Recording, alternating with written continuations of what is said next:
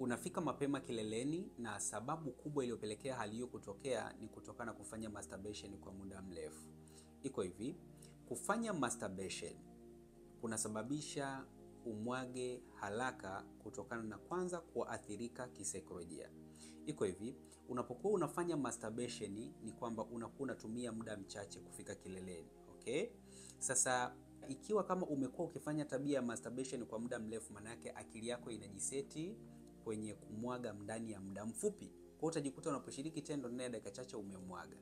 Mbali na sababu ya kuathiri kisaikolojia ni kwamba masturbation inaathiri mishipa ya fahamu, okay? Mishipa ya fahamu iliyo kwenye maumbile yako ya kiume ikaunganishwa mpaka kwenye ubongo, inaposhikwa na ngozi ngumu ya viganja vya mikono kwa muda mrefu inaathirika.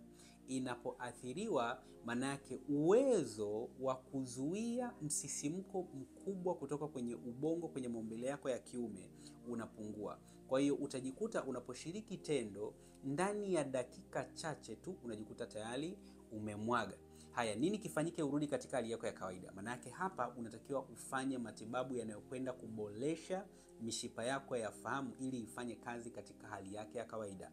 Hii itapunguza ile kasi ya kumwaga haraka pindi unapokuwa unashiriki tendo la ndoa. Kwa msaada wa kimatibabu utachukua namba kwenye bio. Uwe nje au ndani ya Tanzania, nitakusaidia. Karibu, nikutakia wakati mwema.